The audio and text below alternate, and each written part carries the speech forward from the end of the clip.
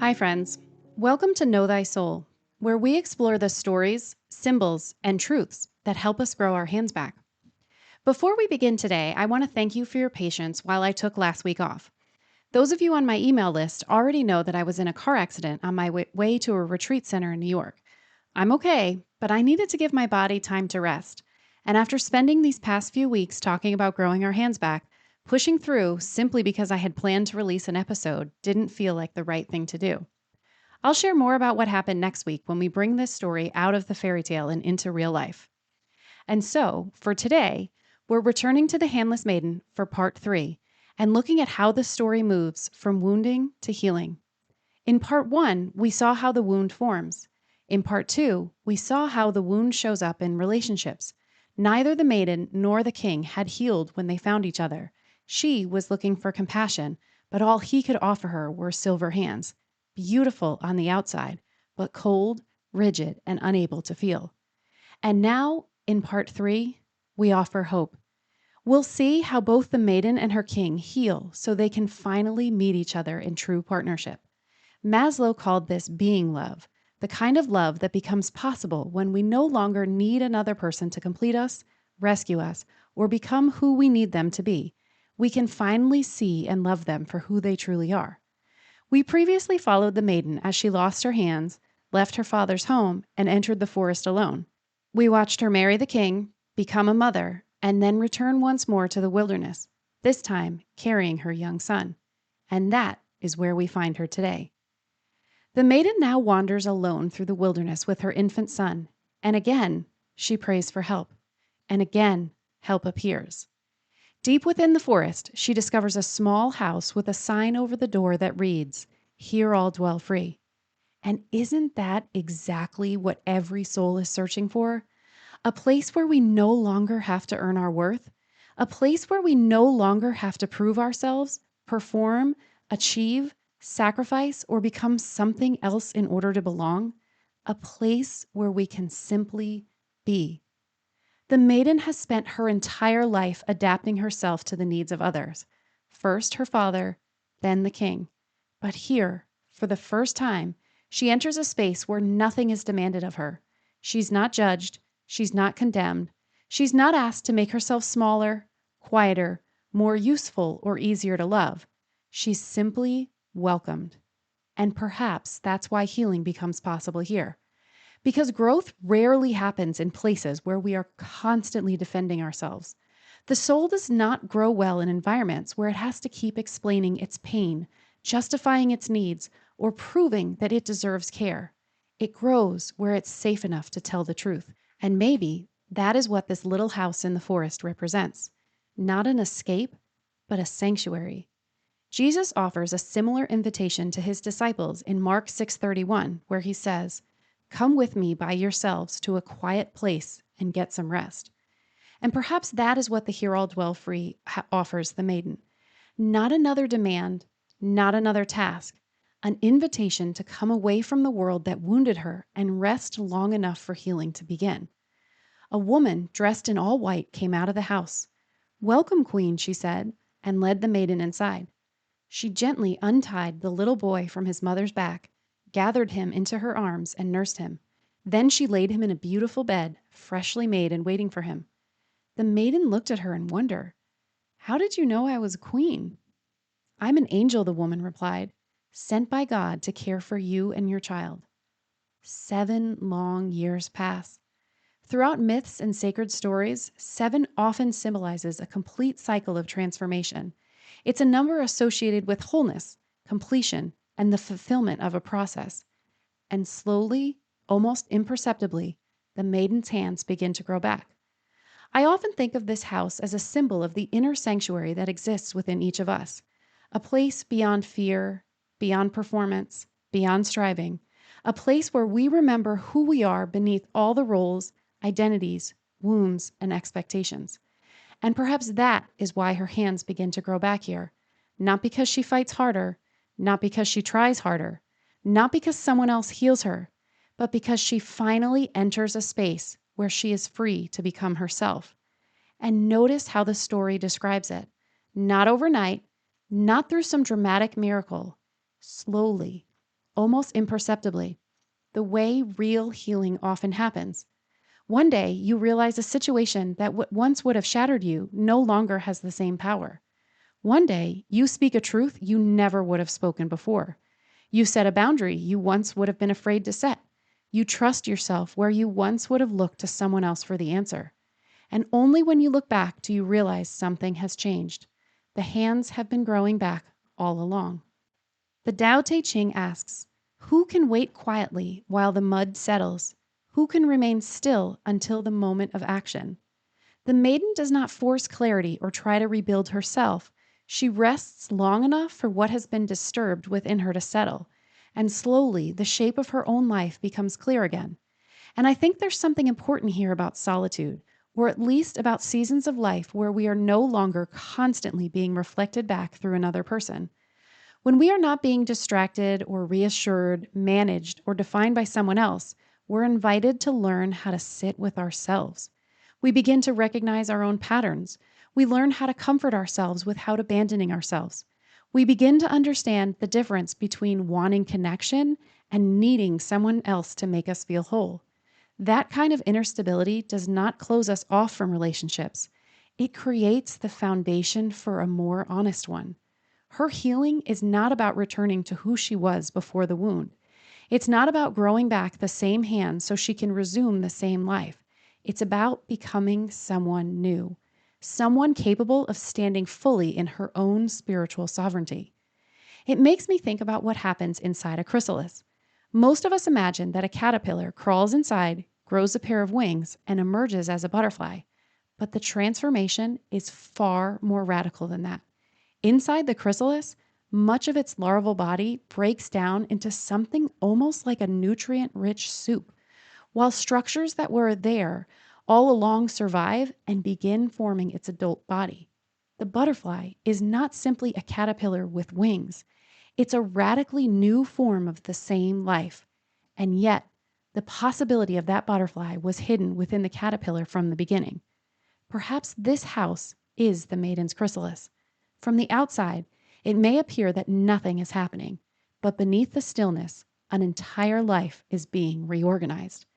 The identity shaped by her wound begins to dissolve, the belief that she's powerless, the habit of obedience, and the conviction that she must abandon herself in order to survive. She is not being returned to the maiden she was before her hands were severed. She is becoming the woman who can grow living hands of her own.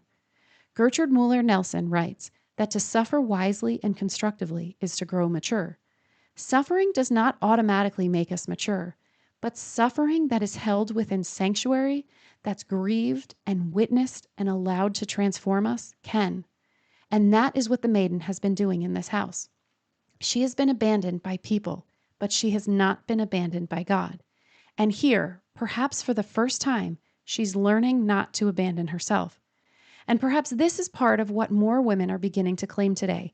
Not loneliness, not isolation, but the sacred space to discover who they are apart from everyone else's expectations. Freedom from the constant pressure of everyone else's voices.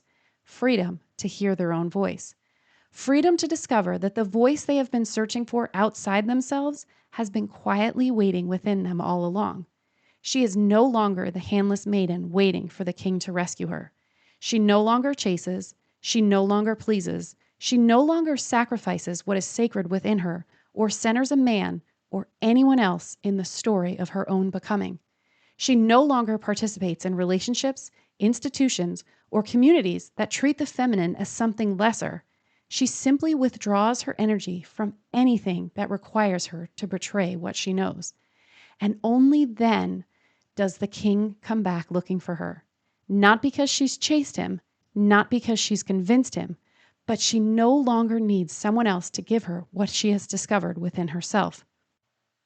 Chapter 61 of the Tao Te Ching says, "The female ever conquers the male through stillness." And that is exactly what the maiden is learning to do here. She does not overcome through force, argument, pursuit, or control. She becomes still. But stillness does not mean passivity.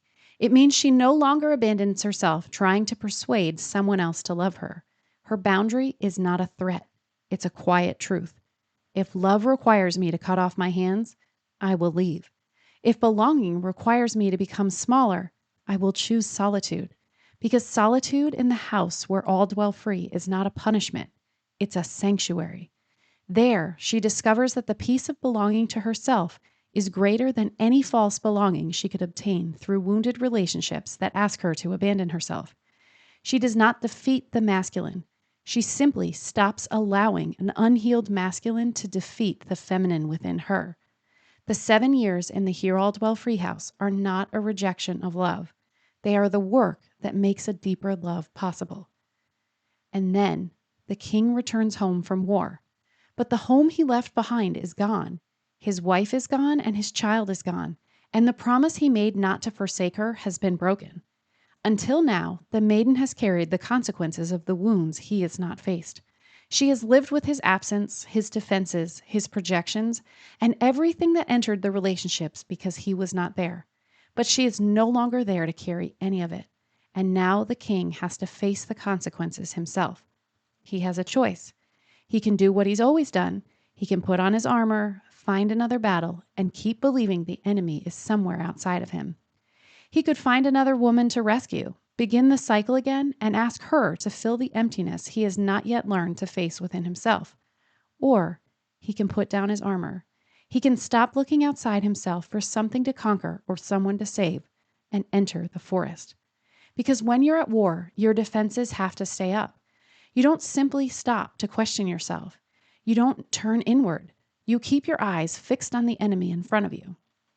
But now the king has come home, and there is no enemy waiting for him there. There is only an empty castle and the unbearable truth of what has been lost. What lies before him is not another battle. It is the far more difficult journey into the forest and into his own heart. And eventually, what we have neglected demands our attention. The journey we have postponed can no longer be delayed. The maiden's journey began when she walked into the forest. The king's journey begins only after she has regrown her hands, and then he comes home and discovers that she's gone. Immediately upon entering the castle, the king asked for his wife and child, and at this, the mother began to weep. "You wicked man," she cried, "why did you write to me and command that 2 innocent souls be put to death?" She placed the letter before him, the letter the devil had forged in his name. "I did as you ordered," she said, and showed him the eyes and tongue she had as proof. Now remember, in the first part of the story, we talked about the importance of tears. The maiden's tears kept her connected to God. They protected her because even when everything else was taken from her, she remained connected to what she felt and knew to be true. And now it's the mother who weeps. For 7 years, she's carried the weight of what happened. She knows that an innocent woman and child were driven into the forest. She knows that she protected them from death, but she could not prevent the terrible consequences that followed. And perhaps her tears are the first crack in the king's armor. Throughout this story, tears appear whenever something that has been buried must finally be felt. Not because tears are weakness, but because feeling is often how truth finds its way past our defenses. And then something happens that we have not seen from him before. The king weeps. Until now, whenever the king has encountered suffering, he's responded by doing something. He gives the maiden silver hands. He promises not to forsake her. He provides a castle and sends instructions from a distance. Those actions may look like compassion, but we've already seen that they are also shaped by his own wounds. He gives her the hands he thinks she needs. He offers the kind of care that allows him to remain powerful. Even when he wants to help, he remains in control of what that help will look like. But now, there is nothing he can do to undo what has happened.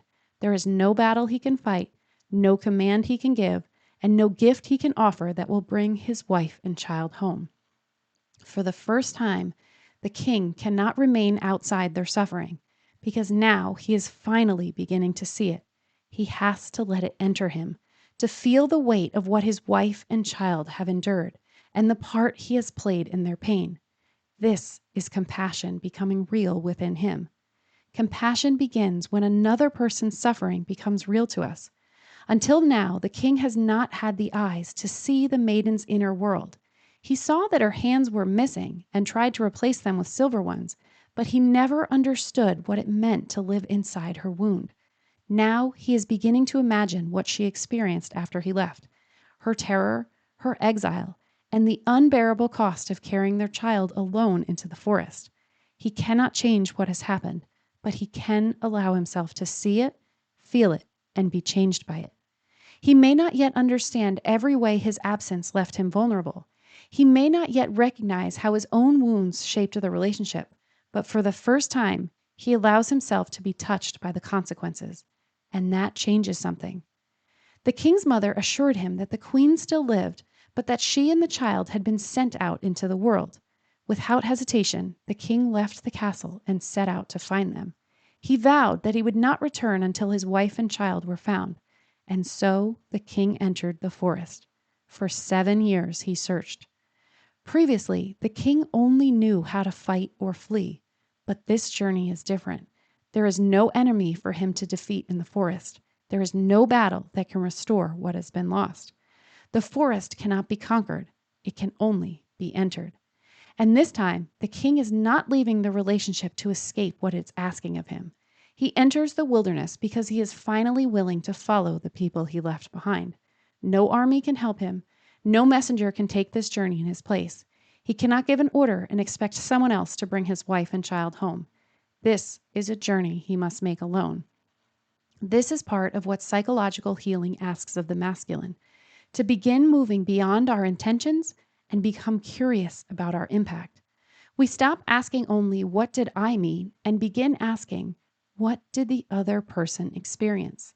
Now he has to imagine what she endured after he left. He has to live with not knowing whether she's safe, whether his child survived, or whether either of them will ever want to see him again. There is no immediate reward for his search. No one is watching. No one is praising him for being a good king or a devoted husband. For 7 years, he must remain faithful to someone who is not there to reassure him, admire him, need him, or tell him that all will be forgiven.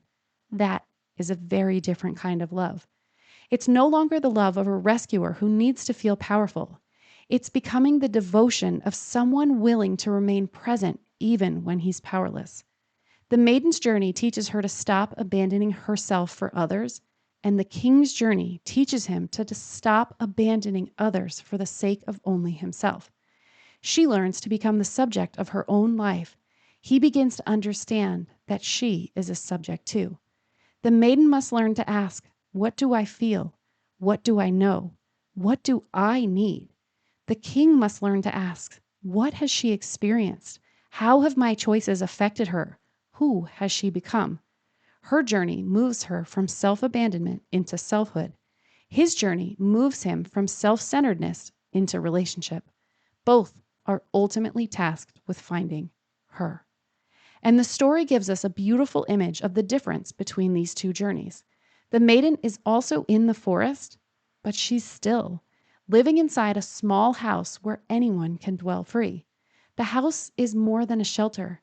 It represents the inner home she has slowly created within herself. Inside the house, she's safe enough to rest. She receives nourishment. She cares for her child. And over time, her living hands grow back. She is no longer wandering through the unconscious. She has learned how to dwell within it. But the king has no house. He wanders through cliffs, caves, and the wilderness because he has not yet found a center within himself. The forest strips him of everything that once told him who he was. There's no throne here, no castle, no army, no armor, no numbered garden. He cannot command the forest to tell him where she is. He cannot conquer his way through it. All he can do is keep walking. For 7 years, the king refused to give up hope. The story tells us that he neither ate nor drank, but was sustained only by God. Taken literally, this makes little sense, but symbolically, it shows us that he can no longer draw strength from his role, his achievements, or his control.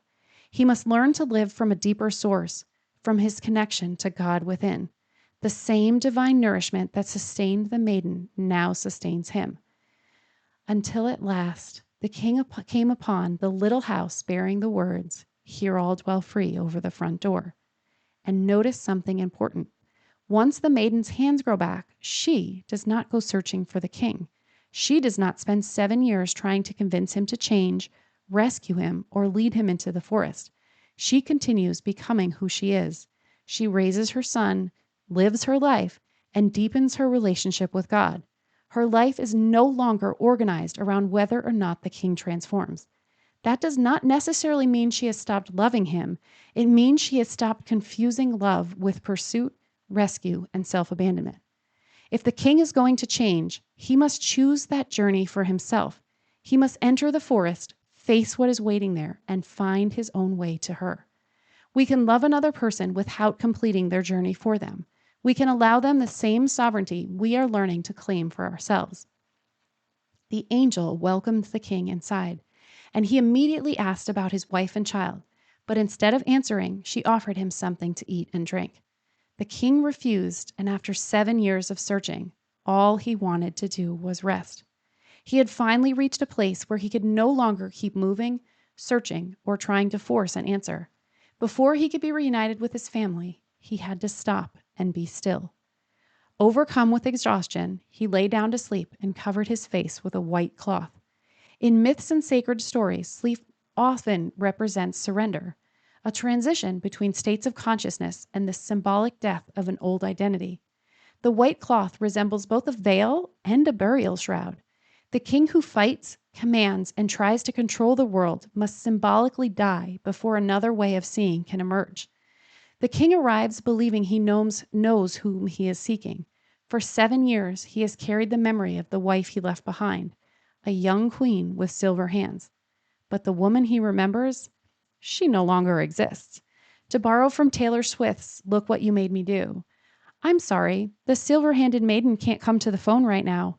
Why? Oh, because she's dead. Now, it's funny, but it also names something sacred. Real transformation often asks an old identity to die so that a deeper life can emerge. Christianity places this mystery at the very center of its story. Jesus does not return from the tomb and simply resume the life he lived before. He rises transformed. And at first, even Mary Magdalene does not recognize him. But even in resurrection, Jesus still carries his wounds. When Thomas doubts him, Jesus says in John 20:27, "Put your finger here and see my hands." Resurrection does not erase what happened to him. His wounds remain part of his body and part of his story, but they no longer have the final word. Like the golden seams of kintsugi, the places that were broken become part of the beauty of what has been remade. Perhaps our wounds can become like that too. Not the end of our story, but the catalyst for our rebirth. And in that symbolic sense, the old maiden is dead too. Not her deepest self, but the version of her whose survival depended upon obedience, accommodation, and allowing other people to define her life. 7 years in the sanctuary have transformed her. She has grieved, healed, and learned to belong to herself. She has grown living hands. The king believes his task is to find the wife he lost, but when he arrives, his real task will be to recognize the woman who has emerged. The angel went to tell the maiden that her husband had come. The story doesn't tell us what she felt in that moment, but I imagine there must have been some hesitation. After all, the last message she believed had come from him condemned her and her child to death. Healing does not erase memory. Forgiveness does not mean pretending the wound never happened, and it does not require us to take someone back. Trust must be rebuilt through more than words. When the cloth fell from the king's face, the maiden asked her son, named Filled with Grief, to place it over his father again, and the child obeyed. The king heard him call the boy's father, and while still sleeping, he let the cloth fall a second time. This time, Filled with Grief could no longer contain his confusion. "Mother," he asked, "how can this wild man be my father? I have no father here on earth. You taught me to pray to my Father in heaven." And before the king can truly be reunited with his family, he has to hear those heartbreaking words from his own son. Filled with Grief is not blaming him or trying to punish him. He is speaking with the simple honesty of a child. This man may be his father by blood, but he has never known him as a father. The king has spent 7 years searching for his son, but Filled with Grief has spent 14 years growing up without him. 7 years before the search began, and 7 more while his father wandered through the forest looking for them. And perhaps this is why the child's name matters so much. Filled with grief is the living reminder of everything the maiden and her son carried while the king was away. His name will not allow their suffering to be covered over simply because the king has finally found them.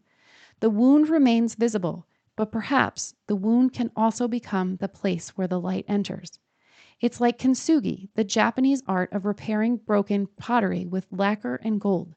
The cracks aren't hidden, they're traced, allowing the breaking to remain part of the vessel's visible story.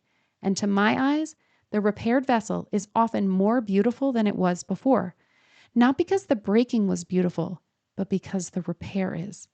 Kintsugi does not tell us that the vessel needed to break. It reminds us that wholeness is not the same as returning to what we were before.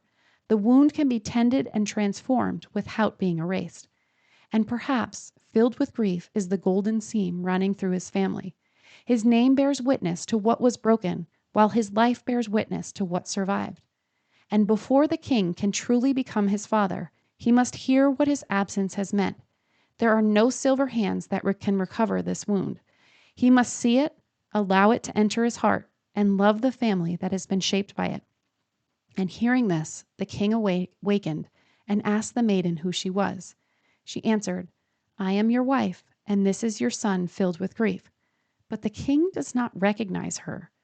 Her face was the same, her voice was the same, but his wife had silver hands, and the woman standing before him had living ones. Sometimes healing can be surprisingly disorienting to the people around us. We are still ourselves, yet we no longer move through the world in quite the same way. We stop abandoning ourselves. We stop saying yes when we mean no. We stop carrying responsibilities that don't belong to us. And the people who know us through our wounds may have to learn who we are all over again. And isn't it a little funny? I mean, the king has spent 7 years wandering through the forest, sustained only by God. He has aged, he's exhausted, and I imagine he's filthy. He probably looks less like the king who left for war and more like Tom Hanks in Castaway. Yet the maiden recognizes him. She's not confused by his wild appearance, but the king struggles to recognize her because the silver hands are gone. He's so focused on the woman he remembers that he cannot recognize the woman standing in front of him. Then the angel brought out the old silver hands, and the king finally understood that this was his wife. The silver hands form a bridge between the woman he remembers and the woman standing before him. They hold the history of everything that happened between who she was and who she has become. The king needs to see them because he must hold both truths. The wound is no longer part of her body, but it was real. Healing has transformed her, but it has not erased what she's endured. And at last they were reunited. And overcome with joy, the king cried, "A heavy stone has fallen from my heart." And what a beautiful image that is. The story does not say a weight was lifted from his shoulders. It says that a stone fell from his heart, the very place that had been hardened for so long. And this immediately brings us to Ezekiel, where God promises, "I will remove from your body the heart of stone and give you a heart of flesh." Perhaps this is what the king's 7 years in the forest have done. They have not made him weaker. They have made him soft enough to feel. And there's a line from Noah Kahan's song, Strawberry Wine, where he sings, no thing defines a man like love that makes him soft." And the king has finally learned how to be soft. I imagine he's been carrying this stone since childhood.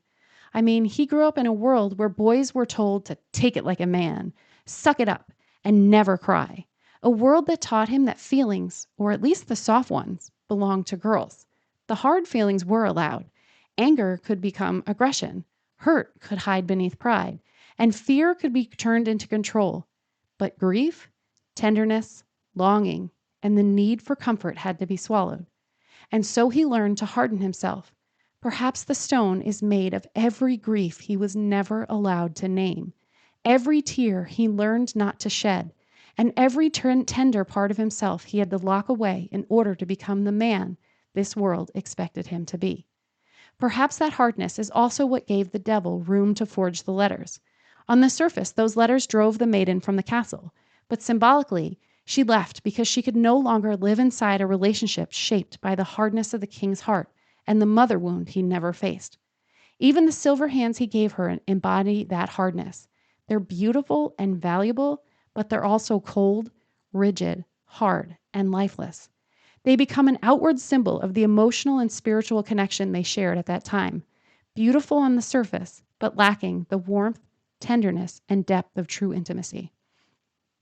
I do not believe losing his wife and child created the hardness in the king's heart, but it forced him to see what that hardness had cost, not only him, but the people he loved.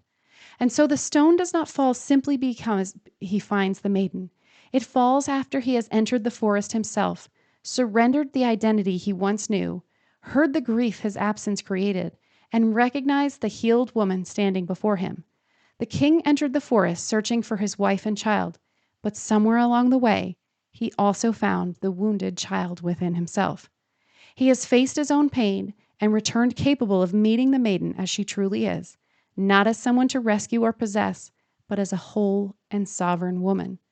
And this is why their reunion becomes possible. At the beginning, I told you that Maslow called this being love, and perhaps now we can see what he meant. Being love is not about loving someone for what they give us or for the role they fill in our life. It's about seeing and loving them as they truly are. She no longer needs the king to give her hands, and he no longer needs to be the one who saves her. She has learned to belong to herself, and he has learned how to love a woman who belongs to herself. The king, the queen, and their son returned home together, and there was great rejoicing throughout the kingdom. And notice that filled with grief returns with them. Their grief is not denied, forgotten, or abandoned in the forest. It's brought home and given a place within the kingdom. The story ends with the reunion of the king and queen. In fairy tales, we might call this the happily ever after, but symbolically, it points towards something much deeper. It points toward what many traditions call the sacred marriage, the reunion of masculine and feminine after each has undergone the transformation required to meet the other consciously. This is not a return to the relationship they once had. The wounded maiden and the unconscious king are gone. The woman who returns has living hands, and the man beside her has finally shed his armor. His heart has softened, and he is finally able to love the woman she has become. Because within each of us lives a maiden learning to trust her own hands and a king learning to lay down his armor. One teaches us how to belong to ourselves. The other teaches us how to love another person without asking them to abandon who they are. The Bible returns again and again to the image of the bride, the bridegroom, and the wedding feast. In Revelation, we read, "Let us rejoice and exult, for the marriage of the Lamb has come, and his bride has made herself ready." And that language matters here. The maiden has made herself ready, not by waiting to be chosen, but by healing, growing living hands, and becoming fully her own. An early Christian text called the Gospel of Philip's takes this image one step further through the mystery of the bridal chamber. It says that Christ came to repair the separation that existed since the beginning by uniting the two again. Perhaps that's what this ending is pointing toward. Not two incomplete people who need one another to become whole, but two people who have undergone their own transformation and can finally meet one another without domination, rescue, or self-abandonment. We'll explore the bridal chamber and the sacred marriage more deeply in future episodes because this image appears again and again throughout the world's spiritual traditions. Most of us have never physically lost our hands, but women and men alike have surrendered the authority of the soul. We have learned to ignore our intuition, silence our truth, and suppress our feelings. We have prioritized everyone else's needs above our own and become disconnected from our ability to create the lives we truly desire. Perhaps that is why this story continues to speak to us. But the deepest invitation hidden within this story is not simply to understand it. It's to recognize yourself within it. Because what is true may be forgotten, buried, or silenced, but it cannot be destroyed. Whether we call it truth, wisdom, intuition, the voice of the soul, or our direct connection to God, the principle remains the same. What is eternal cannot be severed. Whether it takes 5 years or 5,000 years, that which has been exiled continues calling us towards its return. The feminine returns to her rightful place. And if the idea that you've never been separated from God feels foreign or almost impossible to believe, then keep showing up with me here week after week. I'll tell you every story I know. I'll share every bit of wisdom I've gathered, and together we'll keep searching for the place within you that still remembers the way home. Because if there's one thing I hope these stories help you remember, it's this. No matter what has happened in your life, there is still a place within you that has never been separated from God. That is the place we've been trying to find together from the very beginning of this podcast. And next week, we're going to bring the Handless Maiden out of the fairy tale and into real life. I'll share more of my own story, how we lose our hands in ordinary ways, what it looks like to move from self-abandonment towards spiritual sovereignty, and how, choice by choice, we begin to grow our living hands. And if you're not already on my email list, you can join through the link in the show notes. That's where I share more personal reflections about what these stories look like in real life and where you'll hear from me if life changes the podcast schedule. Until next time, my friends, may you know thy soul. It already knows the way.